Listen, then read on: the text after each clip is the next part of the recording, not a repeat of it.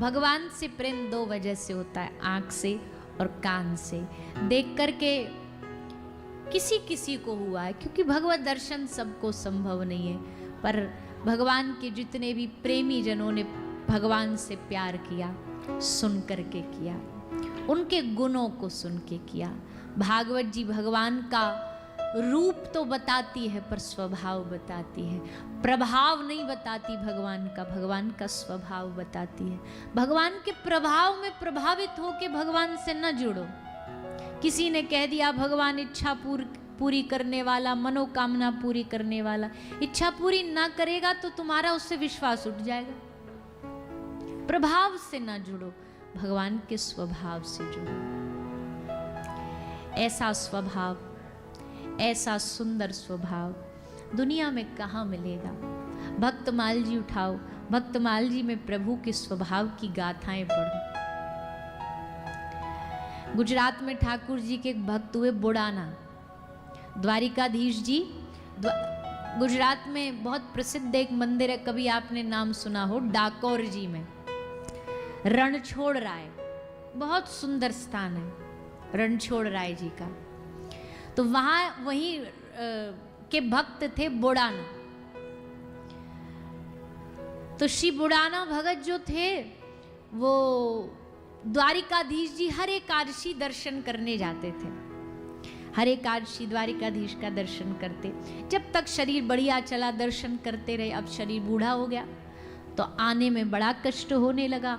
एक दिन बुड़ाना भक्त भगवान से अंतिम टाटा बाय बाय करने आए थे कि ये हमारा लास्ट दर्शन है प्रभु, अब हमारा आना संभव नहीं हो पाएगा, अब शरीर काम नहीं करता, अब बैल बूढ़े हो गए हैं, अब हम ना आ पाएंगे। हाथ जोड़े। अब जैसे ठाकुर जी को पता लगा कि ये अंतिम बार हमें मिलने आए, ठाकुर जी की बेचैनी चालू हो गई। प्रभु बेचैन कि अब हमारा मन कैसे लगेगा। बुड़ाना ने कहा इतने सारे भक्त तो आते हैं आपके सामने, कोई भक्तों की कमी थोड़ी है। ठाकुर जी बोले देखो हमें भीड़ से मतलब नहीं है, यहाँ कितने भक्त आते हो, पर हमारे भक्तों की गिनती में दो प्रकार के भक्त हैं। एक भक्त वो होते जो हमें देखने आते हैं, एक भक्त वो हैं जिनको मैं देखने के लिए खड़ा रहता हूँ कि वो कब आएगा। तुम उनमें से एक हो, अब तुम ना आए तो हमारा मन ना लगे। बुड़ाना बोले तो फिर क्या करें। ठाकुर जी बोले लो हम एक आइडिया देते हैं। बोले बताइए प्रभु क्या करें।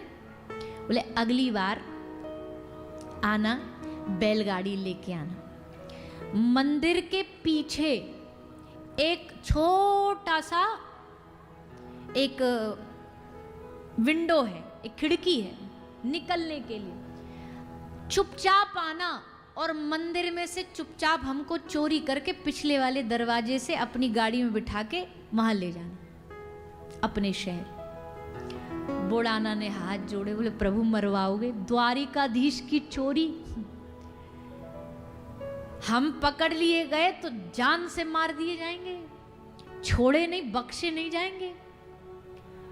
प्रभु ये क्या हमसे कांड करवा रहे हो, ये क्या हमसे चोरी करवा रहे हो। ठाकुर जी बोले जब हमको जाने का मन है तो तुमको क्या दिक्कत है। जब हम जाने के लिए तैयार हैं, हम पूरा प्लान तुम्हें बता रहे हैं कहाँ से निकलना कहाँ से जाना, तो तुमको काहे बात की दिक्कत है। अगली बार गाड़ी लेके आना, बैलगाड़ी, हम पूरा पहले से सब तैयार रखेंगे, खिड़की खोले रखेंगे और बस आके चुपचाप ले जाना। अब भक्त कैसे ना करे भगवान की इच्छा पूरी। अगली बार बुड़ाना बैलगाड़ी लेके आए, पट बंद हुआ, डरते डरते गए, छुपते छुपते।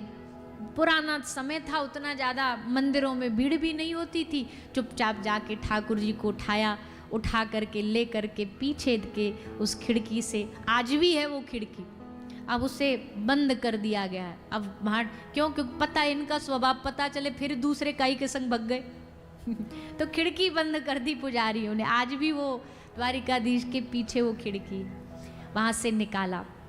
बुड़ाना भक्त लेकर के बैलगाड़ी में बिठा के शहर की ओर जाने लगे।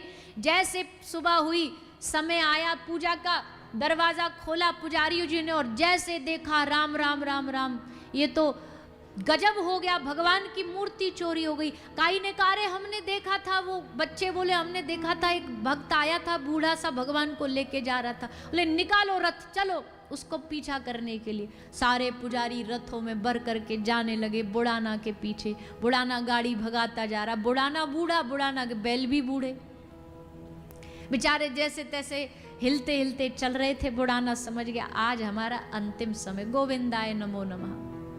पहले इनको समझाया था पर क्या करें, इनको इसी में रस आता है, ये इनको खुरापातियों में ही मजा आता है।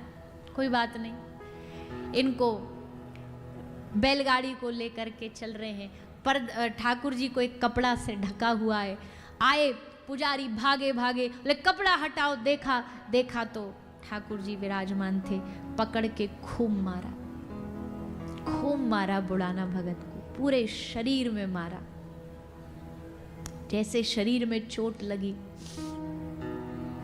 जैसे कपड़ा हटाया, द्वारिकाधीश की मूर्ति उठाई और जैसे मूर्ति देखी, मूर्ति देखते ही आंखें फटी की फटी रह गई। मारा बुढ़ाना को और चोट के निशान द्वारिकाधीश के शरीर पर लगे हुए थे, वक्ष पे, छाती पे, पैर में। आज भी कभी जो दर्शन करने जाते हैं दर्शनार्थी रणछोड़ राय जी के, तो उनके वस्त्र हटा के दर्शन कराए जाते हैं, उन चिन्हों के जहां जहां चोट लगी है ठाकुर जी को। अब भक्त की रक्षा कैसे करें? भगवान ने तुरंत आवाज सुनाई दी, ध्वनि सुनाई दी। भगवान ने कहा बुढ़ाना हमें चोरी तो करके लाया, पर अपनी इच्छा से नहीं, हमारी आज्ञा से, इसका कोई दोष नहीं।